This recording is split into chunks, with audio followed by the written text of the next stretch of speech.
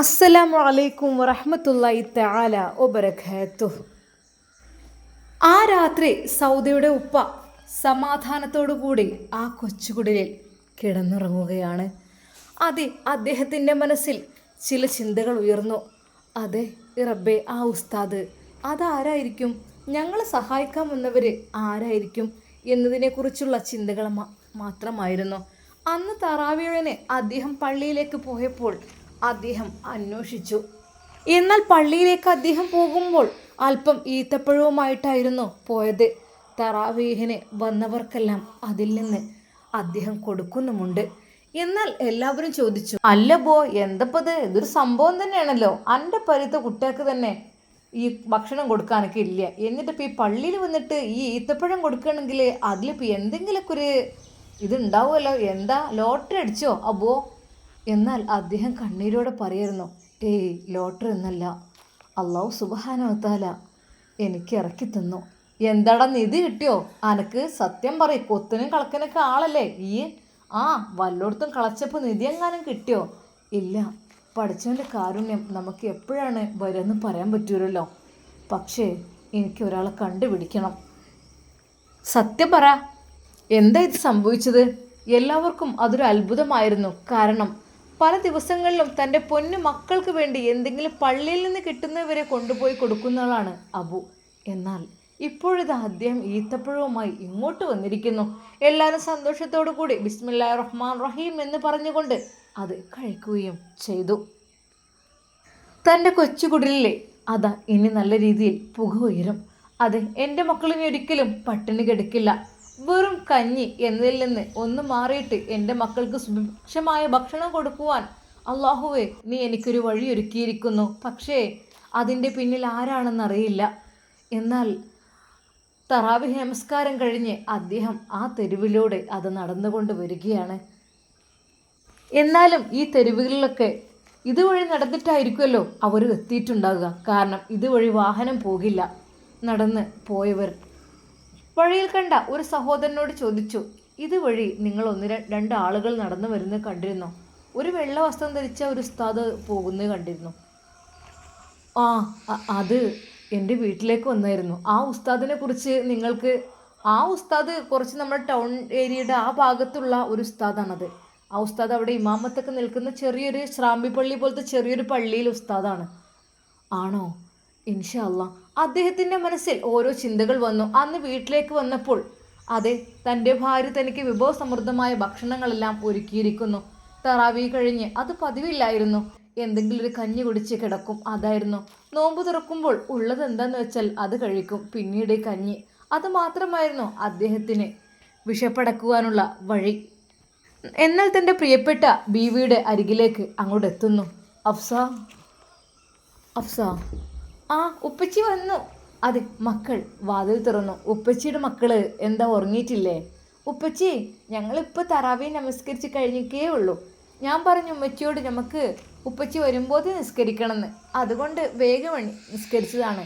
മാഷാ അല്ലാ, ഉപ്പച്ചിൻ്റെ മക്കൾ ഇത്ര ചെറുപ്പത്തിൽ തന്നെ ഇതൊക്കെ ചെയ്യുന്നത് കാണുമ്പോൾ ഉപ്പച്ചിയുടെ മനസ്സ് നിറയണം. മക്കളെ, എൻ്റെ മക്കളെ ഖുർആൻ പാരായണം ചെയ്യുന്നത് കേൾക്കുമ്പോൾ അത് വല്ലാത്തൊരു സന്തോഷമാണ് മക്കളെ. അള്ളാഹു എനിക്ക് കനിഞ്ഞരുളിയ മക്കൾ തന്നെയാണ് നിങ്ങൾ. അതെ, അതെല്ലാം ഉമ്മ പഠിപ്പിച്ചു തരുന്നതാണ്. ഉമ്മയാണ് ഞങ്ങൾ ഇതെല്ലാം ശീലിപ്പിച്ചത്. അതെ, ഹഫ്സ സോലിഹത്തായ ഒരു പെണ്ണായിരുന്നു.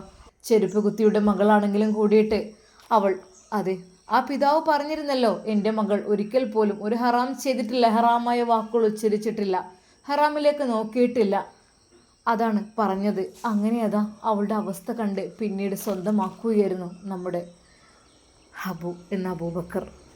എങ്ങനെയെങ്കിലും പള്ളി കണ്ടുപിടിക്കണം എന്നുള്ള ചിന്തയായിരുന്നു അദ്ദേഹത്തിന്. ഹഫ്സ, എന്തിക്ക? ഹഫ്സ, നമുക്ക് ഈ സഹായമെല്ലാം ചെയ്തവരെ നമുക്ക് കണ്ടുപിടിക്കണമല്ലോ, നന്ദി പറയണമല്ലോ. ഇക്ക, അവർ കണ്ടുപിടിച്ച് നന്ദി പറയാൻ കഴിഞ്ഞില്ലെങ്കിലും ഞാൻ പടച്ച റബ്ബിനോട്, അള്ളാഹുവിനോട് ഒരുപാട് ശുക്ർ ചെയ്യുന്നുണ്ട്. അള്ളാഹ് ഞങ്ങൾക്ക് സമൃദ്ധിയായി ജീവിക്കാനുള്ള ഭക്ഷണത്തിനുള്ള ക്യാഷെല്ലാം തന്നതിന് റഹ്മാനെ, അവർ നീ നന്നാക്കണേ അല്ല എന്നാണ് പറഞ്ഞത്. ശരിയാണ്, നേരിട്ട് കണ്ട് ഒന്ന് മാപ്പ് പറയണം. മാപ്പ് പറഞ്ഞേ തീരും. ആ കൊച്ചുകുടിൽ, അതെ, ആ വിറകടുപ്പിലേക്ക് അല്പം വിറകെല്ലാം പെറുക്കി കൂട്ടി ഉമ്മ കഞ്ഞി വെക്കും. അതായിരുന്നു അവിടുത്തെ ഭക്ഷണം. അത് അല്പം കൊണ്ടുവന്ന ആ ഒരു മാംസം തിളക്കുമ്പോൾ തന്നെ മക്കൾക്ക് ആഗ്രഹമുണ്ടാകും. അത് കുറച്ച് മാംസം മാത്രം. അത് റൊട്ടിയിൽ മുക്കി കഴിക്കുമ്പോൾ അവർക്ക് വല്ലാത്തൊരു സന്തോഷമായിരിക്കും. എന്നാൽ ഈ സമയം പുത്തൻ വീട് തറവാട്ടിൽ. ഉമ്മാ ഉമ്മാ. ആ മോനെ വന്നോ? അല്ലാ റഹ്മാനേ. അങ്ങനെയതാ ആയിഷുമ്മ വാതിൽ തുറന്നു കൊടുക്കാൻ പോകുന്നു. ആ മോനെ. ഉമ്മ അസ്സലാമു അലൈക്കും. വലൈക്കും അസ്സലാം വറഹ്മത്തുള്ളാ. പഠിച്ചവൻ എൻ്റെ കുട്ടി എത്തിയല്ലോ. അല്ലാ. അല്ല മോനെ, ഉമ്മാൻ്റെ കുട്ടി പോയിട്ടൊക്കെ എന്തായി? ഉമ്മ അതെ അൽഹംദുലില്ലാ വളരെയധികം എന്താ പറയുക ഉമ്മ, നമ്മളിവിടെ ഒന്നും അങ്ങനത്തെ ഒരു കാഴ്ചയില്ല ഉമ്മ. അത്രക്കും ദയനീയമായൊരു കാഴ്ചയാണ് ഉമ്മ ഞങ്ങൾ കണ്ടത്. മോനെ അവർക്ക് കൊടുക്കാനുള്ളതൊക്കെ ആ ഉമ്മ തന്ന ക്യാഷൊക്കെ കൊടുത്തു. ഇനി എൻ്റെത് കൊണ്ട് ക്യാഷായിട്ട് അവർക്ക് കൊടുക്കണ്ട, വേറെന്തെങ്കിലുമൊക്കെ ആയിട്ട് കൊടുക്കണമെന്ന് ഞാൻ വിചാരിച്ചു. മോനെ, എൻ്റെ പൊന്നു മോനെ വിളിച്ചുവിടായിരുന്നോ? ഇനിയും വേണമെങ്കിൽ ക്യാഷൊക്കെ. ഉമ്മ തൽക്കാലം അവർക്കിപ്പോൾ അത് മതി. അവർക്കുള്ളത് ഞാൻ കൊടുത്തു കഴിഞ്ഞു. ഇൻഷാ അല്ലാ ഇനി അവർക്ക് എന്തെങ്കിലുമൊക്കെ ഒരു ഹെൽപ്പ് ചെയ്ത് കൊടുക്കുക. ഫുഡിനുള്ളതൊക്കെ ഞാൻ കൊടുത്തിട്ടുണ്ട് ഉമ്മ. അവർ വീട് പറ്റ ഒരു കൊച്ചു കൂരയാണ്. അതിനകത്ത് കിടക്കുമ്പോൾ തല മുട്ടും, ഇങ്ങനെ കൂഴ്ന്ന് കിടക്കണം. ഞാനും ഉസ്താദും പോയി കുറച്ച് സമ്മാനങ്ങളൊക്കെ വാങ്ങിക്കൊടുത്തു. ആ മക്കൾ ഓതിയിരുന്ന മുസാഫ് കീറി പറഞ്ഞ രീതിയിൽ. ഉമ്മ എൻ്റെ ഹൃദയത്തിൽ തട്ടിയൊരു വാക്കെന്താന്ന് വെച്ചാൽ മറ്റൊന്നുമല്ല ഉമ്മ. ആ മക്കളോട് ചോദിച്ചു, ഇക്കാക്ക് എന്ത് സമ്മാനമാണ് മക്കൾക്ക് തരേണ്ടതെന്ന് വെച്ചപ്പോൾ ഒന്നും വേണ്ട, ഞങ്ങൾക്ക് ഖുർആൻ മതിയെന്ന്. ഞങ്ങളുടെ ഖുർആൻ ഓതാൻ കഴിയാത്ത രീതിയിൽ പേജുകൾ പറഞ്ഞ് കീറിപ്പോയിരിക്കുന്നു എന്ന് പറഞ്ഞപ്പോൾ എൻ്റെ പൊന്നുമ്മ എൻ്റെ ഹൃദയത്തിലാണ് തട്ടിയത്. നമ്മളിവിടേക്ക് എത്രയോ ഖുർആൻ ഇരിക്കുന്നു, എത്രയോ കുട്ടികൾ, എത്രയോ സൗകര്യങ്ങൾ. പക്ഷേ എത്ര കുട്ടികൾ ഇന്ന് ഖുർആൻ എടുത്ത് പാരായണം ചെയ്യുന്നുണ്ട്.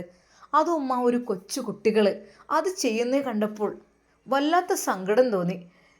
എൻ്റെ ഹൃദയം പൊട്ടിപ്പോയി. നമ്മളിവിടെ ഏത് ചെറിയ മക്കളാണെങ്കിലും ഫോണിൽ കളിച്ചുകൊണ്ടിരിക്കും അല്ലേ? ഒരുപാട് സമയം ഫോണിൽ മാത്രം. ഫോണ് തന്നെ ഫോണ്. മുസാഫ് എടുക്കാൻ പലർക്കും മടിയാണ്. ആർക്കും എടുക്കില്ല. അത് മദ്രസയിൽ നിന്ന് ഉസ്താദ് പറഞ്ഞെങ്കിൽ മാത്രം.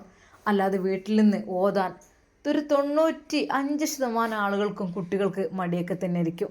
ഒരു 5% കുട്ടികൾ ഓതുമായിരിക്കും. സത്യം പറഞ്ഞാൽ ഉമ്മ, കോയമ്പത്തൂരിൻ്റെ ആ ഒരു ചെറിയ ഉടുവഴികളിലൂടെ അങ്ങ് പോയി കഴിഞ്ഞാൽ ആ ഒരു കൊച്ചുകുടിൽ, ആ കൊച്ചുകുടിലിൽ ആ ഒരു മനോഹരമായ ഖുർആൻ പാരായണം കേട്ടു. ഞങ്ങൾ പുലർച്ചെയായിരുന്നു പോയിരുന്നത് ഉമ്മ. ശരിക്കും കോരി തരിച്ചുപോയി. ഞാൻ പറയുകയും ചെയ്തു, എത്ര തജ്വീദ് നിയമപ്രകാരമാണ് ഉസ്താദെ ആ മക്കൾ ഓതുന്നത് എന്ന് കേട്ടപ്പോൾ വല്ലാത്ത ഹൃദയം കണ്ട് തുടിച്ചു പോയി. എന്നാൽ ഐഷുമ്മക്കതൊരു വല്ലാത്ത സന്തോഷമായി. മോനെ കേട്ടിട്ട് തന്നെ കോരി തരിക്കുന്നു മോനെ. അവരെ ഇങ്ങോട്ട് കൊണ്ടുവരാൻ പറ്റുമോ നമ്മളെ നാട്ടിലേക്ക്? ഉമ്മ അതെങ്ങനെ പറയാൻ പറ്റില്ല. നമുക്ക് അവരവിടെ ജീവിക്കുന്നവരാണെങ്കിൽ അവരുടേതായിട്ടുള്ളൊരു കാര്യങ്ങൾ എന്തൊക്കെ മാറ്റം വരൂലേ? അപ്പോൾ ചിലർക്ക് ഇഷ്ടം അങ്ങനെയുള്ള ജീവിതമായിരിക്കും, ചിലർക്ക് കുറച്ചും കൂടി നല്ലത് അങ്ങനെയൊക്കെ. പക്ഷെ അവരുടെ അവസ്ഥ കണ്ടപ്പോൾ ശരിക്കും എനിക്ക് എന്തൊക്കെയോ തോന്നിപ്പോയി ഉമ്മ. നമ്മളൊക്കെ സ്വർഗത്തിലാണ് ഇവിടെ, എല്ലാ സുഖങ്ങളും സൗകര്യങ്ങളും കാര്യങ്ങളും എല്ലാം ഉള്ളത്. പക്ഷേ അവരുടെ ആ ഒരു വീട്, ആ ഒരു അടുപ്പ്, അത് നിലത്തുള്ള ആ ഒരു അടുപ്പ്, ആ അടുപ്പിൽ കുറച്ച് വിറകുകൾ ഇങ്ങനെ കത്തിച്ച് വെച്ചിട്ടുണ്ട്. അതിലൊരു കഞ്ഞിയുടെ പാത്രം, വെള്ളത്തിൻ്റെ പാത്രം എന്തോ ഇങ്ങനെ തിളക്കുന്നുണ്ട്. അതുതന്നെ, അല്ലാതെ വേറൊന്നും അവിടെ ഇല്ല ഉമ്മ. ഒന്നും കാണാനില്ല ഉമ്മ. സത്യം പറഞ്ഞാലുമ്മ എൻ്റെ മനസ്സ് വല്ലാതെ അങ്ങ് ശരിക്ക് എങ്ങനെ എനിക്ക് എൻ്റെ മനസ്സിനെ പറഞ്ഞ് മനസ്സിലാക്കണമെന്ന് അറിയുന്നില്ല. ആ ഒരു അവസ്ഥയിലായിരുന്നു സത്യമായിട്ടും ഉമ്മ. സംരക്ഷിക്കുവാൻ ഒരുപാട് ആളുകളുണ്ട്. സംരക്ഷിക്കപ്പെടണം അവരെയെല്ലാം. ആയിഷമ്മയുടെ കണ്ണുകൾ നിറഞ്ഞൊഴുകി. മോനെ വല്ലാത്തൊരു. അതെ ഉമ്മ, ശരിക്കും കാണേണ്ട കാഴ്ച തന്നെയാണ്. ഇൻഷാ അല്ലാ മോനെ, ഞാനും വരുന്നുണ്ട് ഒരു ദിവസം ഉമ്മ. ഓക്കെ ഇൻഷാ അല്ലാ. നവാസ്കയുടെ കുഞ്ഞിനെ അതാ ഷമ്മാസ് വാരിയെടുത്ത് ഒരുപാട് ചുംബിച്ചു. പൊന്നു മോനെ ഉപ്പച്ചിൻ്റെ കുട്ടിയാട്ടോ. സ്നേഹത്തോടെ ഷമ്മാസ് അവന് തഴുകി തലോടി. അതെ, വാപ്പയുടെ സ്നേഹവും ഉമ്മയുടെ സ്നേഹവും ലഭിക്കാത്ത കുഞ്ഞാണ്. അതുകൊണ്ട് തന്നെ അത് യത്തീം പോലെയാണ് അവൻ്റെ അവസ്ഥ. ഒരു യത്തീമിൻ്റെ മുമ്പിൽ വെച്ച് സ്വന്തം മക്കളെ നമ്മൾ തലോടരുത്. അവരോട് സ്നേഹം കാണിക്കരുത് എന്ന് പറഞ്ഞ ആ ഒരു ഹബീബ് മുത്ത് മുസ്തഫ മുഹമ്മദ് സല്ലല്ലാഹു അലൈഹി വസല്ലം. അതെ, അതുകൊണ്ട് തന്നെ നമ്മുടെ ഷമ്മാസ് ഇപ്പോൾ തന്നെ ആദ്യം നവാസ്കയുടെ കുഞ്ഞിനെ എടുക്കും, എന്നിട്ട് മാത്രമേ ഷമ്മാസിൻ്റെ കുഞ്ഞിനെ എടുക്കാറുള്ളായിരുന്നു. അതൊരു പക്ഷേ നവാസിൻ്റെ കുഞ്ഞ് വലുതായി കഴിയുമ്പോൾ ആ കുട്ടിക്ക് അതൊരു മനസ്സിലേക്ക് വേദനയാവും എന്ന് കരുതിയിട്ട് തന്നെയാണ് ആദ്യമേ ഷമ്മാസ് അത് ചെയ്യുന്നത്. എന്നാൽ പിന്നീട് അതാ ഫാത്തിമ മോളെയും എടുത്തു തുരുതുര് ചുംബിച്ചു, രണ്ടുപേരെയും വിതുമ്പിക്കരഞ്ഞു. അല്ലാ പഠിച്ചോനെ, ഈ കുഞ്ഞ് റഹ്മാനെ, എവിടെയാണ് ഇതിൻ്റെ ഉമ്മച്ചിക്ക് എന്താണ് ഈ കുഞ്ഞിനോട് സ്നേഹമില്ലാത്തത് എന്ന് വരെ ഷമ്മാസിന് തോന്നിപ്പോയി. റഹ്മാനെ, അല്ലാ. മോനെ, ഉമ്മ വിളിക്കുന്നു. ഉമ്മാൻ്റെ കുട്ടിയെ എന്തൊക്കെ തന്നെയാലും അവിടെ എത്തി എൻ്റെ കുട്ടി കുറച്ച് എന്തെങ്കിലും കൊടുത്തല്ലോ മോനെ, അവരെ സംരക്ഷിക്കണം നമുക്ക്. അത് എങ്ങനെയൊക്കെ തന്നെയാലും എൻ്റെ മനസ്സിങ്ങനെ പറയാണ്, അതിലൂടെ നിങ്ങൾക്കൊരു വിജയം ഉണ്ടാകും, ഓലെ സംരക്ഷിക്കുന്നതിലൂടെ നിങ്ങൾക്ക് വിജയം ലഭിക്കും എന്ന് ഇങ്ങനെ മനസ്സ് പറയാണ്. പൊന്നു മോനെ, ഞാൻ എന്താ ചെയ്യുക എനിക്കറിയുന്നില്ല. എനിക്ക് അവരെ ഇങ്ങോട്ട് കൊണ്ടുവന്ന് ഇവിടെ ഒരു വീടെടുത്ത് താമസിക്കുകയാണെങ്കിൽ നമുക്ക് എന്തെങ്കിലുമൊക്കെ സഹായം കൊടുക്കുമായിരുന്നു. ഇതിപ്പോൾ അവിടെ പോയിട്ടെന്നും അതും അവിടുത്തെ വീടിൻ്റെയൊക്കെ രൂപം കോലൊക്കെ നീ പറഞ്ഞത് കേട്ടപ്പോൾ എൻ്റെ മനസ്സിൻ്റെ ഉള്ളിൽ വല്ലാത്തൊരു എന്തൊക്കെയോ ഒരു വിഷമം മോനെ. ഉമ്മ, എല്ലാം ശരിയാവും ഇൻഷാ അല്ലാ. ഒരിക്കൽ കൂടി പോകണം. അതിനു മുമ്പായിട്ട് ഫൈസി ഉസ്താദിനോട് കാര്യങ്ങളൊക്കെ ഒന്ന് പറയാൻ പോട്ടെട്ടോ. അങ്ങനെ അതാ ഉസ്താദിൻ്റെ അടുത്തേക്ക് ഷമ്മാസ് പോകുന്നു. ഷമ്മാസ് കാര്യങ്ങളെല്ലാം വിശദീകരിച്ച് ഉസ്താദ് പറഞ്ഞു, അതെ ഉമ്മ ഏതായാലും സഹായം ചെയ്യുന്ന ആളല്ലേ, ഇനി അങ്ങനെയുള്ള പാവങ്ങൾക്ക് കൊടുക്കാം. ഇനി കൊടുത്തവർക്ക് തന്നെ കുറേ കൊടുത്തിട്ട് ഇപ്പം എന്താ, ഇല്ലാത്തവർക്ക് കൊടുക്കല്ലേ നല്ലത്, ഇൻഷാ അല്ലാ. എന്നാൽ ഈ സമയം അതാ സൗദിയുടെ പിതാവ് അന്ന് പ്രിയപ്പെട്ട ഭാര്യയോട് പറയുകയാണ്, ഹഫ്സ എന്തൊക്കെ തന്നെയാലും ഞാൻ നാളെ ഒന്ന് ഇറങ്ങട്ടെ, പള്ളിയിലൊക്കെ ഒന്ന് അന്വേഷിച്ച്. ഏതോ പള്ളിയിൽ ഉസ്താദാണല്ലോ, ഇവിടെയുള്ള ചെറിയ ആ ഒരു റോഡ് കഴിഞ്ഞാൽ ചെറിയ ചെറിയ പള്ളികളൊക്കെ ഉണ്ട്, അവിടെയും ഇവിടെയൊക്കെ ആയിട്ട് ഒക്കെ ഒന്ന് കണ്ടുപിടിച്ചിട്ട് ഇൻഷാ അല്ലാ ഒന്ന് പോയി നോക്കട്ടെ കേട്ടോ. എന്തൊക്കെ തന്നെയാലും പിറ്റേന്ന് സുബഹി നമസ്കാരം കഴിഞ്ഞ് അതാ രാവിലെ തന്നെ ശരിക്കും സൗദിയുടെ ഉപ്പ അവിടെ തൊട്ടടുത്തുള്ള പള്ളികളിലേക്കെല്ലാം വരുന്നു. എന്നിട്ട് അവരോടൊക്കെ അവിടുത്തെ ഇമാമിനോടൊക്കെ ചോദിക്കുന്നു, എൻ്റെ വീട്ടിലേക്ക് നിങ്ങൾ സഹായവുമായി എത്തിയിരുന്നോ എന്നുള്ളത്. ഏയ് ഇല്ല, ഞങ്ങൾ വന്നിട്ടില്ല. അങ്ങനെ പലരും പറഞ്ഞൊഴിഞ്ഞു. അവിടെയുള്ള പള്ളികളിലെല്ലാം അദ്ദേഹം കയറി ഇറങ്ങി. അത് തനിക്ക് സഹായം തന്ന ആ ഒരു ആളെ കണ്ടുപിടിക്കണം എന്നത് കൊണ്ട് തന്നെ ഒടുവിൽ ലാസ്റ്റ് അതാ നമ്മുടെ വാഫി ഉസ്താദിൻ്റെ പള്ളിയിലേക്കാണ് സൗദിയുടെ ഉപ്പ പോകുന്നത്. അദ്ദേഹം അറിയില്ല എങ്കിലും ഒരു അന്വേഷണത്തിന് വേണ്ടി മാത്രം. ഏകദേശം വൈകുന്നേരമായി തുടങ്ങിയിരുന്നു അവിടെ എത്തിയപ്പോൾ. ആ സമയത്ത് എല്ലാവരും പള്ളിക്കഞ്ഞി വാങ്ങുവാൻ വേണ്ടിയിട്ട് അവിടെ വരിവരിയായി നിൽക്കുന്നു, ഒരു പാത്രവും പിടിച്ചുകൊണ്ട്. എല്ലാവരും അത് വാങ്ങി പോവുകയാണ്. എന്നാൽ സൗദിയുടെ പിതാവിൻ്റെ കൈകളിൽ പാത്രമുണ്ടായിരുന്നില്ല. കഞ്ഞി വിളമ്പുന്ന കൂട്ടത്തിൽ ഉസ്താദും ഉണ്ടായിരുന്നു. എന്നാൽ ഏറ്റവും പിന്നിലായി നിൽക്കുന്ന സൗദിയുടെ പിതാവിൻ്റെ ആ മുഖം കണ്ടപ്പോൾ ഉസ്താദിന് വളരെ പാവം തോന്നി. അല്ല സഹോദര, നിങ്ങൾ പാത്രമൊന്നും കൊണ്ടുവന്നിട്ടില്ലേ? ഉസ്താദേ, ഞാൻ പാത്രമൊന്നും കൊണ്ടുവന്നിട്ടില്ല, എനിക്ക് കുറച്ച് കാര്യങ്ങൾ അറിയുവാനുണ്ട്. ആ ആയിക്കോട്ടെ, നമുക്ക് നോമ്പ് തുറന്നിട്ട് സംസാരിക്കാം. എന്നാൽ അവിടെ ഉണ്ടായിരുന്ന ആ ഒരു പാത്രത്തിൽ അദ്ദേഹത്തിനുള്ള കഞ്ഞി വിളമ്പി. എന്നാൽ അല്പസമയം കഴിഞ്ഞപ്പോൾ എല്ലാവരും കുറേ ആളുകൾ പോയി തുടങ്ങി. ബാക്കിയുള്ളവരെല്ലാം പള്ളിയിൽ നിന്ന് തന്നെ നോമ്പ് തുറക്കുന്നു. അതെ, ഫ്രൂട്ട്സും പള്ളിക്കഞ്ഞിയും എല്ലാം ഉപയോഗിച്ചുകൊണ്ട്. അങ്ങനെ അതാ അവിടെ നിന്ന് സൗദിയുടെ പിതാവും നോമ്പ് തുറക്കുന്നു. തൻ്റെ പൊന്നുമകൾ ആ പള്ളിക്കകത്തുണ്ട് എന്നുള്ള കാര്യം അദ്ദേഹത്തിന് അറിയുന്നില്ല. എങ്കിലും അദ്ദേഹം മഗ്‌രിബ് നമസ്കാരമെല്ലാം അവിടെ നിന്ന് കഴിഞ്ഞു. ഇഷാഹിൻ്റെ തൊട്ട് മുമ്പായിട്ട് അവർക്ക് മെയിൻ ഫുഡെല്ലാം വന്നുകൊണ്ടിരുന്നു. അന്ന് സൗദയുടെ ഉപ്പയെയും അതാ അദ്ദേഹം അവിടെ നോമ്പ് തുറപ്പിച്ചു. പറയൂ സഹോദര, ഇനി നിങ്ങൾ എന്തൊക്കെയാണ് പറയാനുള്ളതെന്ന് പറഞ്ഞല്ലോ. എനിക്ക് എൻ്റെ ജീവിതത്തിൻ്റെ കാര്യം അദ്ദേഹം ആദ്യം വിശദീകരിച്ചു. കാരണം തൻ്റെ ജീവിതകഥ എന്താണെന്നുള്ളത് വിശദീകരിച്ചു കഴിഞ്ഞപ്പോൾ അദ്ദേഹത്തിൻ്റെ മനസ്സ് വല്ലാതെ അങ്ങ് പതറിപ്പോയി. എൻ്റെ പ്രിയപ്പെട്ട സഹോദര, എൻ്റെ മക്കളാണ്, എൻ്റെ മക്കൾക്കാണ് നിങ്ങൾ സമ്മാനങ്ങളുമായി വന്നത്. നിങ്ങളുടെ പേര് അബു അതാണ് ഇവിടെ അറിയപ്പെടുന്നത്. ഓ അങ്ങനെ, നിങ്ങളുടെ മക്കൾ ഏതായാലും മാഷാ അല്ലാ അൽഹംദുലില്ലാ വളരെയധികം നല്ല രീതിയിൽ ഖുർആൻ പാരായണം ചെയ്യുന്നുണ്ട്, നിസ്കരിക്കുന്നുണ്ട്, എല്ലാം ചെയ്യുന്നുണ്ട്. അതൊക്കെ എൻ്റെ ഭാര്യ ഹഫ്സ പഠിപ്പിച്ചതാണ്. ഹഫ്സയാണ് മദ്രസ ആഴ്ചയിൽ ഒരിക്കൽ മാത്രമേ കിട്ടുള്ളൂ. എൻ്റെ മോൾ, എൻ്റെ ഭാര്യ ഹഫ്സ അതെല്ലാം മക്കൾക്ക് പഠിപ്പിച്ചു കൊടുത്ത് ദീനിയായ രീതിയിൽ അവർ വളർത്തുകയാണ്. ഓ അല്ല, ഞാൻ നിങ്ങളോടൊരു കാര്യം ചോദിക്കട്ടെ? അങ്ങനെ അത് ഉസ്താദ് ആ അബൂബക്കറിൻ്റെ കാര്യം ഇദ്ദേഹത്തോട് ചോദിക്കാമെന്ന് കരുതുന്നു. ആയിക്കോളൂ സഹോദരൻ, ഉസ്താദ് നിങ്ങൾ എന്ത് വേണമെങ്കിലും ചോദിച്ചോളൂ, എന്നെക്കൊണ്ട് കഴിയുന്നതല്ല ഞാൻ പറഞ്ഞു തരും. ഏതായാലും നിങ്ങളുടെ ഈ ഒരു ഇതിനൊക്കെ നന്ദിയുണ്ട് കേട്ടോ. നിങ്ങളിത് എങ്ങനെയാണിത് ഇതൊക്കെ കൊണ്ടുവന്നത് എനിക്കറിയുന്നില്ല. നിങ്ങൾക്ക് ഈ ചെറിയ നിസ്കാര പള്ളിയിൽ നിന്ന് തുച്ഛമായ ഒരു ശമ്പളത്തിൽ നിന്ന് എങ്ങനെ ഇതൊക്കെ വാങ്ങാൻ കഴിയും, ഇത്രയും പൈസയൊക്കെ? എന്നാൽ അദ്ദേഹം പറഞ്ഞു, അത് ഒരു മഹാനായ മനുഷ്യനായിരുന്നു. ആ മഹാൻ്റെ ഉമ്മ, അതായത് ഒരു മഹദി, ആ മഹദിയാണ് നിങ്ങൾക്കുള്ള ക്യാഷെല്ലാം കൊടുത്തയച്ചത്. ഞങ്ങളെക്കുറിച്ച് എങ്ങനെ അറിയാനാ? അതങ്ങ് കേരളത്തിലായിരുന്നു. കേരളം എന്ന് കേട്ടപ്പോൾ അദ്ദേഹത്തിൻ്റെ മനസ്സ് ഒന്ന് ഞെട്ടി. കേരളത്തിലെയോ? ആ, കേരളത്തിലെ ഒരു പ്രശസ്തനായ ഒരു വീടുണ്ട്, പ്രശസ്തിയായ ദാനധർമ്മങ്ങളിൽ വളരെയധികം മുന്നോട്ട് നിൽക്കുന്ന ആ ഒരു വീട്. ആ വീട്ടിലൊരു ഉമ്മയുണ്ടത്രേ. ആ ഉമ്മയിൽ നിന്നാണ് നിങ്ങൾക്ക് ഇത്രയും വലിയൊരു സഹായം ലഭിച്ചിരിക്കുന്നത്. ഇൻഷാ അല്ലാ അവരെ ഒന്ന് പോയി കാണാൻ എനിക്കും ആഗ്രഹമുണ്ട്. എന്നാൽ അത് കേട്ടപ്പോൾ അതാ സൗദയുടെ ഒപ്പം ഞെട്ടിപ്പോവുകയാണ്. മോനെ, അത് എവിടെയാണെന്നറിഞ്ഞാൽ അത് എൻ്റെ കൂടി നാടാണ്. അത് ആണോ?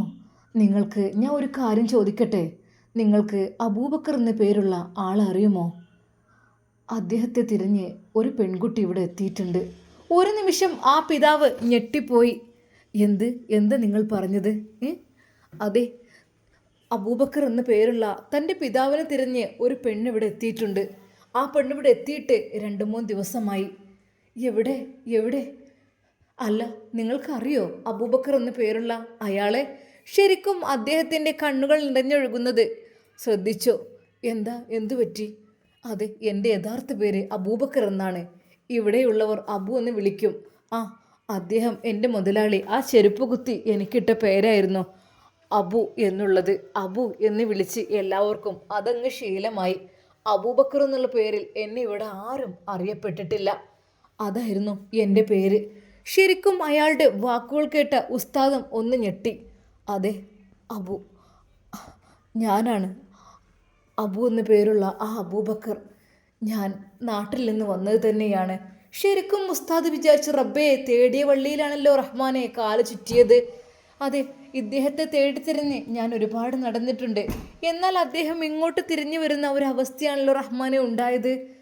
അല്ലാഹുവേ, എന്തൊക്കെ അത്ഭുതമാണ് സംഭവിക്കുന്നത്. എന്നാൽ ആ ഉസ്താദിന് അത് വല്ലാത്തൊരു സന്തോഷമായിരുന്നു. നിങ്ങളുടെ മകളുടെ പേര്, എനിക്ക് 4 കുട്ടികളാണുള്ളത് നാട്ടിൽ. പക്ഷേ എൻ്റെ വീട്ടിലെ സിറ്റുവേഷൻ കാര്യങ്ങൾ കൊണ്ട്, എൻ്റെ വീട്ടിലെ ബുദ്ധിമുട്ടുകൾ കൊണ്ട് എനിക്ക് ഇങ്ങോട്ട് പോരേണ്ടി വന്നു. എന്നാൽ ഒരിക്കൽ പോലും തൻ്റെ ഭാര്യ ആട്ടി പറഞ്ഞയച്ചിട്ട് പുറത്ത് പോകുന്നതാണെന്ന് അയാൾ പറഞ്ഞില്ലായിരുന്നു. കാരണം പറഞ്ഞു കഴിഞ്ഞാൽ വേണ്ട, എന്തിനാണ് വെറുതെ ഓരോരുത്തർ വെറുതെ ഇങ്ങനെ പറയുന്നത് എന്ന് കരുതിയിട്ട് പറഞ്ഞു. അതെ, ബുദ്ധിമുട്ട് കൊണ്ടും പട്ടിണിയും പ്രാരബ്ധവും കൊണ്ടും ഞാനിവിടെ എത്തി. പക്ഷേ എൻ്റെ ജീവിതത്തിലേക്ക് ഹഫ്സ കടന്നു വന്ന ജീവിതത്തെക്കുറിച്ച് അദ്ദേഹം വിശദീകരിച്ചു കൊടുത്തു. ശരിക്കും ഉസ്താദ് അതെല്ലാം ഒരു കഥ പോലെ കേട്ടിരുന്നു. അപ്പോൾ നിങ്ങളുടെ മക്കളുടെ പേര്, എല്ലാ മക്കളുടെ പേരും പറഞ്ഞു. നാട്ടിലെ 4 മക്കളുടെ പേരും. അവസാനമായി കോയമ്പത്തൂരിലുണ്ടായിരുന്ന ആ ഒരു ആൺകുട്ടി, അതിനെക്കുറിച്ചും പറഞ്ഞു. എന്നാൽ ആ ഒരു പേര് കേട്ടു, സൗദ. എൻ്റെ ഏറ്റവും മൂത്ത മോളാണ് സൗദ. രണ്ടാമത്തവൾ ഹസീന. ഹസീന എന്ന് പറയുമ്പോൾ തന്നെ ഉപ്പാക്കൊരു ടെൻഷനാണ്. കാരണം ഹസീന ഉപ്പയെ അത്രയും നല്ല രീതിയിൽ പറയാറുണ്ട്. അതെ, മീറ്റിങ്ങിന് വരേണ്ടെന്നും ഒരിക്കൽ പോലും അന്നൊരിക്കൽ ഞാൻ പോയതാണ്. അവളുടെ മീറ്റിങ്ങിന് പോയ സമയത്ത് അവൾ തൻ്റെ പിതാവല്ല എന്നായിരുന്നു പറഞ്ഞത്. എല്ലാവരും മീറ്റിങ്ങിന് വരുന്ന സമയം ഉപ്പയോട് പറഞ്ഞില്ല ആ ദിവസം. കാരണം ഉപ്പയെങ്ങാനും കയറി വന്ന് എന്നെ വഷളാക്കിയാലോ? ഇത്രക്കും നല്ല മോഡൽ രീതിയിൽ പോകുന്ന ഞാൻ, നിൻ്റെ ഉപ്പ അതാണോടി എന്ന് ചോദിച്ച് അവർ കളിയാക്കും എന്ന് പറഞ്ഞത് കൊണ്ട് തന്നെ അതിനെക്കുറിച്ച് ഒന്നും മിണ്ടിയില്ല. മീറ്റിങ്ങിന് ഉപ്പയെ ക്ഷണിക്കാത്തതിൻ്റെ കാരണം ഉപ്പയുടെ ആ വേഷവും കോലും ഒക്കെ കണ്ടാൽ ഒരു അറപ്പും വെറുപ്പും തോന്നുന്ന രീതിയാണ്. നല്ല ഫ്രീക്കൻ ചെക്കന്മാരെ പോലെയൊന്നും ഉപ്പ വരില്ല. ഉപ്പ ചിലപ്പോൾ തലയിലൊരു കെട്ടും ഉണ്ടാകും, ഒരു തുണിയും കുപ്പായും ഒക്കെ ഇട്ടുകൊണ്ട് വരും. അദ്ദേഹം അത് ഓർത്തു. അതെ, അന്നൊരിക്കൽ അങ്ങനൊരു മീറ്റിങ്ങിൻ്റെ സമയത്ത് മോൾ എന്നോട് പറഞ്ഞില്ല. എന്നെയാണെങ്കിൽ അവിടുത്തെ സ്കൂളിലെ എച്ച് എം പ്രത്യേകമായിട്ട് ഒന്ന് വിളിക്കുന്നുമുണ്ടായിരുന്നു. ഞാൻ ഇനി മോൾക്കൊരു കുറ്റബോധം വേണ്ട, അല്ലെങ്കിൽ മോൾക്ക് ഒരു ശല്യമാവണ്ട എന്ന് വിചാരിച്ചിട്ട് വളരെയധികം പിറകിൽ പോയിരിക്കുകയായിരുന്നു. അദ്ദേഹം വിളിച്ചത് കൊണ്ട് മാത്രമാണ്, ഞാൻ ഒരിക്കലും ഇല്ലെന്ന് പറഞ്ഞതായിരുന്നു. പക്ഷേ വിളിച്ചു വരുത്തി, എന്ത് ചെയ്യാൻ. എന്നാൽ അല്പസമയം കഴിഞ്ഞപ്പോൾ ആ പിതാവിൻ്റെ പേര് അവിടെ വിളിക്കുന്നുണ്ട്. ശരിക്കും അവൾ ഞെട്ടിപ്പോയി. എന്ത്, അബൂബക്കർ? എന്തിന് എൻ്റെ ഉപ്പാൻ്റെ പേര് ഇവിടെ വിളിക്കുന്നത്? എന്നാൽ വളരെയധികം വിഷമമായിക്കൊണ്ട് അദ്ദേഹം ആ വേദിയിലടുക്കത്തേക്ക് കയറി വരുന്നു. ശരിക്കും അവൾ ഞെട്ടിപ്പോയി. ഉപ്പയോട് ഞാൻ എൻ്റെ മീറ്റിങ്ങിൻ്റെ കാര്യം പോലും പറഞ്ഞില്ലല്ലോ, പിന്നെ എന്തിനാണ് ഉപ്പ ഇങ്ങോട്ട് വന്നത് എന്നുള്ള കാര്യത്തിൽ അവൾക്ക് വളരെയധികം ദേഷ്യം തോന്നി. എന്നാൽ ആ സമയത്ത് അനൗൺസ്മെൻറ്റിലൂടെ പറഞ്ഞത്, പ്രിയപ്പെട്ടവരെ, ആരാരും അറിയാതെ കുട്ടികളെ സഹായിക്കുന്ന അല്ലെങ്കിൽ ആളുകളെ സഹായിക്കുന്ന ഒരു വ്യക്തിയുണ്ട്. ആ വ്യക്തി തൻ്റെ മക്കളെ പോലെ തന്നെ പുറത്തുള്ള ഒരു കുട്ടിക്ക് വേണ്ടി എല്ലാ ചെലവുകളും നടത്തിയിരുന്നു. എന്നാൽ ആ കുട്ടി ഇപ്പോൾ വളർന്നു വലുതായി. ആ കുട്ടി പഠിച്ച് നല്ല രീതിയിൽ എത്തിയിരിക്കുന്നു. ആ കുട്ടിയുടെ ആവശ്യമായിരുന്നു അദ്ദേഹത്തെ ഈ വേദിയിലേക്ക് വിളിപ്പിക്കണമെന്നുള്ളത്. എന്നാൽ നിറകണ്ണുകളോടെ അവളുടെ പിതാവ് ആ ഒരു സ്റ്റേജിൽ കയറി വിറക്കുന്നുണ്ടായിരുന്നു. അദ്ദേഹത്തിന് സംസാരിക്കാൻ കഴിയുന്നുണ്ടായിരുന്നില്ല. ഒന്നുമില്ല, എല്ലാവരും നല്ല രീതിയിൽ കഴിയണം എന്നേ ഉള്ളൂ. അത് എൻ്റെ കൂട്ടുകാരനെ ഏൽപ്പിച്ചു പോയ അതെ ഒരു കുട്ടിയായിരുന്നു. ആ കുട്ടിയെ വളരെ ചെറുപ്പത്തിൽ ഞാനങ്ങ് ഏറ്റെടുത്ത് ഞാൻ കൃഷി ചെയ്തൊക്കെ ഉണ്ടാക്കുന്ന ക്യാഷ് കൊണ്ടൊക്കെ ആ കുട്ടിയെ നോക്കി പഠിപ്പിച്ച് വലുതാക്കി. ഇപ്പോൾ ആ കുട്ടി എവിടെ ഒന്നും എനിക്കറിയില്ല. പക്ഷെ ആ കുട്ടിയുടെ പണിയാണ് എന്നെ ഈ സദസ്സിലേക്ക് വിളിപ്പിച്ചതെന്നറിഞ്ഞപ്പോൾ ഞാൻ ശരിക്കും അത് ഹസീന കേട്ട് അത്ഭുതപ്പെടുകയായിരുന്നു. അപ്പോൾ എൻ്റെ ഉപ്പ ഇങ്ങനത്തെ ആളൊക്കെയായിരുന്നോ? ആരാരും അറിയാതെ ഇങ്ങനെയൊക്കെ ചെയ്തിരുന്നോ? എന്നാലും തൽക്കാലം ഉപ്പയാണെന്ന് അറിയണ്ട, അവൾ അറിയാതെ അവിടെ വിളിച്ചിരിക്കുന്നു. എന്നാൽ കൂട്ടുകാരികൾ ചോദിച്ചു, അല്ല ഹസീന, അത് നിൻ്റെ ഉപ്പയല്ലേ? ആയിക്കോട്ടെ, അവിടെ നിന്നോട്ടെ. അദ്ദേഹം എൻ്റെ ഉപ്പ എന്നാണ്, എനിക്ക് മോശമാണ്, ചെക്കന്മാരൊക്കെ എന്നെ കളിയാക്കും. കാരണം അത്രക്കും അങ്ങനത്തെ രീതിയിൽ മോളെ വിളിച്ചിട്ട് പോലും വരുന്നില്ല. അവൾ ആ സദസ്സിൽ നിന്ന് ഇറങ്ങിപ്പോവുകയായിരുന്നു ചെയ്തത്. ആ പിതാവ് അതോർത്തു, എൻ്റെ പൊന്നു മോളാണല്ലോ എന്നോട് അങ്ങനെ ചെയ്തത്. പക്ഷേ എൻ്റെ സൗദ, ആ മോളാണ് എനിക്ക് എല്ലാത്തിനും എനിക്ക് കൂട്ടായിട്ടുണ്ടായിരുന്നത്. എൻ്റെ പൊന്നു മോളുടെ നിക്കാഹിന് വേണ്ടിയിട്ടും ഞാൻ പോയിരുന്നു. ഇപ്പം അൽഹംദുലില്ലാ എൻ്റെ കുട്ടി റാഹത്തായിട്ട് ജീവിക്കുന്നുണ്ടാവും എന്ന് ഞാൻ വിചാരിക്കുന്നു. വേറൊന്നും എനിക്കറിയില്ല. രണ്ടാമത്തെ മോളുടെ പേര് ഹസീന, ഒന്നാമത്തത് സൗദ. ഓക്കെ, മാഷാ അല്ലാ.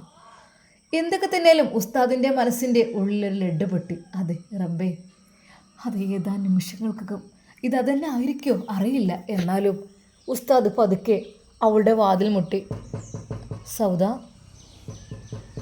സൗദ. അവൾ നിസ്കരിച്ചിരുന്ന് ദുആ ചെയ്ത് ഖുർആൻ പാരായണം ചെയ്യുകയായിരുന്നു. സൗദ, ഉസ്താദ്. സൗദ, ഒരാളെ നിന്നെ കാണാൻ വന്നിട്ടുണ്ട്, ഒന്ന് നോക്കണം, നിനക്കറിയുന്ന ആളാണോ എന്നുള്ളത്. അല്ലോ വേണ്ട, എനിക്ക് പേടിയാണ്, വേണ്ട. അല്ല മോളെ, അങ്ങനെയല്ല, നീ അന്വേഷിക്കുന്ന ആൾ ഇതാണോ എന്ന് അറിയാൻ വേണ്ടിയിട്ടാണ്. അല്ല, ഞാനോ? അന്വേഷിക്കുന്ന ആളെ എങ്ങനെ കിട്ടാനാ? അതെ, നമുക്ക് നോക്കാം, നോക്കുന്നതിന് കുഴപ്പമില്ലല്ലോ. നീ ഒന്ന് ഈ വാതിലിന് മുന്നിലേക്ക് നിന്ന് കഴിഞ്ഞാൽ ഞാൻ ഇദ്ദേഹത്തിൻ്റെ മുഖം ഒന്ന് കാണിച്ചു കൊടുക്കാം. എന്നാൽ ഈ സമയം ആ പിതാവ് പറയുകയായിരുന്നു, ഒരിക്കലും അല്ല, എൻ്റെ മോളൊന്നും ഇവിടെ എത്തൂല, അവൾ ഗൾഫിലൊക്കെ പോയി എന്നൊക്കെ പറയുന്നത് കേട്ടിരുന്നു. നല്ല ജീവിതമാണ് എൻ്റെ കുട്ടിക്ക്, എൻ്റെ കുട്ടി ഒരിക്കലും ഇവിടെ ഒന്നും എത്തൂല. അതുതന്നെയായിരുന്നു ആ പിതാവ് ഉറപ്പിച്ച് പറഞ്ഞത്. നിങ്ങൾക്ക് ആൾ തെറ്റിയതാണ് എന്നൊക്കെയായിരുന്നു പറഞ്ഞിരുന്നത്. ഒട്ടും പ്രതീക്ഷയില്ല, എങ്കിലും ഉസ്താദിൻ്റെ വാക്കല്ലേ എന്ന് കരുതിയിട്ട് അദ്ദേഹം അതാ തൻ്റെ പൊന്നുമകളുടെ ആ റൂമിൻ്റെ വാതിലിനടുത്തേക്ക് ചെല്ലുന്നു. എന്നാൽ ഈ സമയം ഉസ്താദ് വിളിക്കുന്നു, സൗദ, സൗദ, വാതിൽ തുറന്നോളൂ. അങ്ങനെയതാ പതുക്കെ അവൾ വാതിൽ തുറക്കുന്നു. എന്നാൽ അവൾ അവളുടെ മുഖം പൂർണ്ണമായും മറച്ചിരുന്നു. ഒരു നിമിഷം ആ മകൾ ആ പിതാവിനെ കണ്ട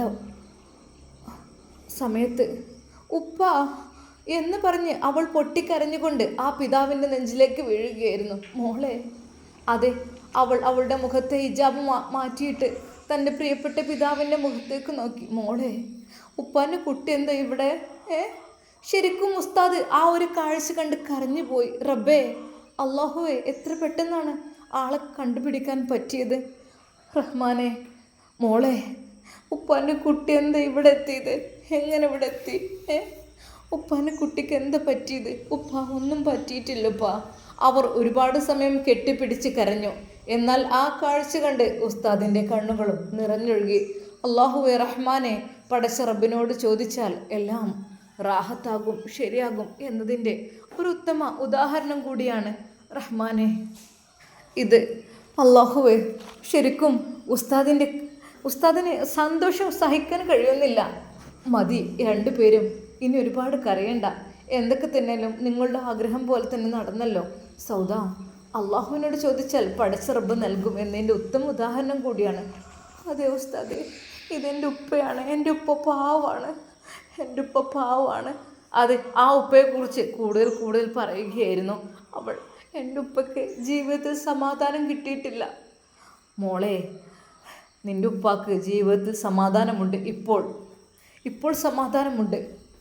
അതെ, എൻ്റെ ഉപ്പയെ എങ്ങനെയെങ്കിലും സംരക്ഷിക്കണം ഉസ്താദെ. പാവാണ് എൻ്റെ ഉപ്പ. എൻ്റെ വീട്ടിലേക്ക് പോരുവാനുള്ള ഒരു ഗതിയും എൻ്റെ ഉപ്പാക്കില്ല. സമ്മതിക്കില്ല വീട്ടുകാർ. ഒരിക്കൽ പോലും സമ്മതിക്കില്ല. ഉപ്പയുടെ കൂടെ ഞാനും ഉണ്ടാവും കേട്ടോ. മോൾ എന്തേ പറയുന്നത്? മോളെ ഒരാളുടെ കൈകളിൽ ഞാൻ ഏൽപ്പിച്ചിരുന്നല്ലോ, നവാസ്. അവൻ എവിടെ?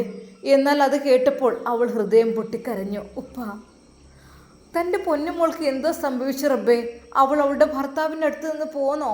എന്താണ് സംഭവിച്ചത് എന്നറിയാതെ പാവം ആ പിതാവ് നിസ്സഹായനായി നിൽക്കുകയായിരുന്നു. എന്നാൽ ഈ സമയം ഉസ്താദ് പറയുന്നു, നിങ്ങൾ വിഷമിക്കല്ലേ, നിങ്ങൾക്ക് രണ്ടു പേർക്കും എല്ലാം പറഞ്ഞു തീർക്കാം. മനസ്സിൻ്റെ ഉള്ളിലുള്ളതെല്ലാം. നിങ്ങൾ വിഷമിക്കല്ലേ. അള്ളാഹുവിൻ്റെ കാരുണ്യം കൊണ്ട് നിങ്ങൾ ഒരുമിച്ച് കൂടിയല്ലോ, അത് പിതാവിനെ കണ്ടെത്തിയല്ലോ, അതും വലിയൊരു ഭാഗ്യം തന്നെയല്ലേ. പടച്ച റബ്ബിനെ സ്തുതിച്ചോളൂ. ഉസ്താദ് അവരെ ആശ്വസിപ്പിച്ചു.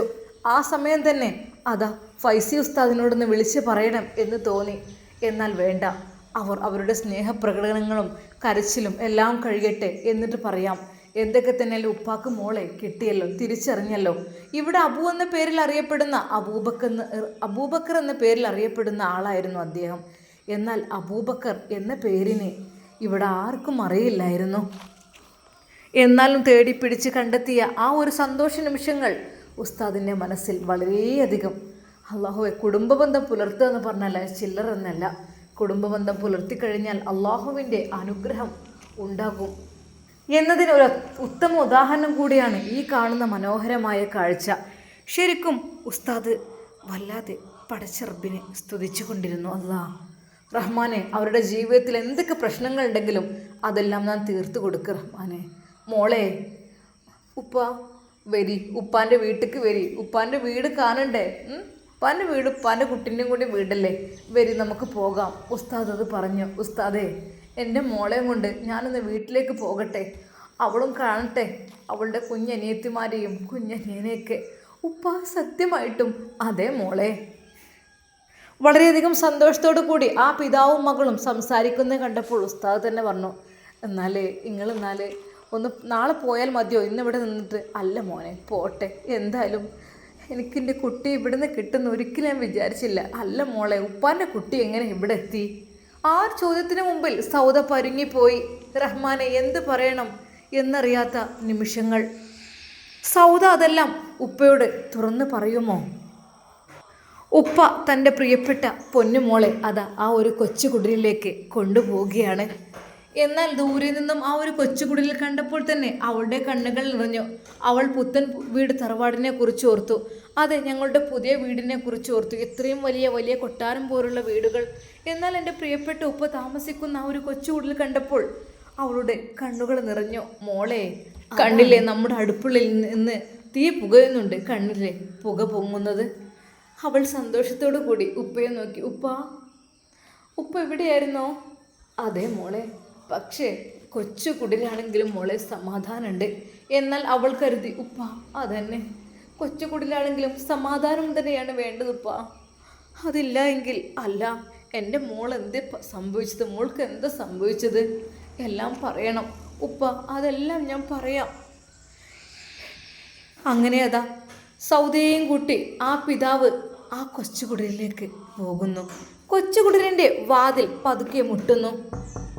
ഹഫ്സ, ഹഫ്സ. എന്നാൽ മക്കൾ ഉപ്പച്ചി എന്ന് പറഞ്ഞ് ഓടി വരുന്നുണ്ടായിരുന്നു. അവർ വാതിൽ തുറന്നപ്പോൾ കണ്ട കാഴ്ച ഞെട്ടിക്കുന്നതായിരുന്നു. ഇൻഷാ അല്ലാ നമുക്കിതിൻ്റെ ബാക്കി ഭാഗം നാളെ കാണാം. അതുവരേക്കും എല്ലാവർക്കും അസ്സലാമു അലൈക്കും വറഹ്മത്തുള്ളാഹി തആല വബറകാതുഹു. പ്രിയപ്പെട്ട കൂട്ടുകാരെ, നമ്മളിവിടെ ജീവിക്കുന്നുണ്ട് സമാധാനമില്ലാത്ത രീതിയിൽ. ഒരുപാട് ആളുകൾ അറേബ്യയിൽ ജീവിക്കുന്നുണ്ട്. അവർക്കൊക്കെ അല്ലാഹു സുബ്ഹാനഹു വതആല സുരക്ഷിതത്വം നൽകട്ടെ എന്ന് നമുക്ക് പ്രാർത്ഥിക്കാം. നമ്മുടെ ഒരുപാട് ഉറ്റവരുണ്ട്, ഉടയവരുണ്ട്. നമ്മുടെ വീഡിയോസ് കാണുന്ന പലരുമുണ്ട് അല്ലേ. നമ്മുടെ ഈ നുസൈബയുടെ കഥ കേൾക്കുന്നവരൊക്കെ ഉണ്ട്. അവരൊക്കെ കരഞ്ഞ് മെസ്സേജൊക്കെ ഇങ്ങനെ അയക്കാറുണ്ട്. എങ്കിൽ അവർ പറയുന്നത് എങ്ങനെയാണ്, മരണത്തെ പേടിയില്ല, ഈമാനോടുകൂടി മരണം കിട്ടിയാൽ മതിയെന്ന് പറഞ്ഞിട്ട് അവർ തറാവീഹ് നമസ്കരിക്കുവാനൊക്കെ പുറത്തേക്ക് പോകുന്നതായിട്ടും ഒക്കെ പറഞ്ഞ് വോയിസ് വിട്ടു. കാരണം നാട്ടിലത്തെ സ്ഥിതി ആലോചിക്കുമ്പോൾ മാത്രമാണ് വിഷമം. അല്ലാതെ ഈമാൻ കിട്ടി മരിക്കുക എന്ന് പറഞ്ഞാൽ, ഷഹീദിൻ്റെ കൂലി കിട്ടി മരിക്കുക എന്ന് പറഞ്ഞാൽ അതൊരു ഭാഗ്യം തന്നെയല്ലേ. എന്തൊക്കെ തന്നെയായാലും ഈമാൻ കിട്ടി മരിക്കുവാൻ വേണ്ടി പ്രത്യേകം ദുആ ചെയ്യാൻ വേണ്ടിയും പറഞ്ഞിട്ടുണ്ട്. അല്ലാഹു സുബ്ഹാനഹു വ തആല നമ്മളെല്ലാവരെയും കാത്തുരക്ഷിച്ച് അനുഗ്രഹിക്കട്ടെ. ആമീൻ യാ റബ്ബൽ ആലമീൻ.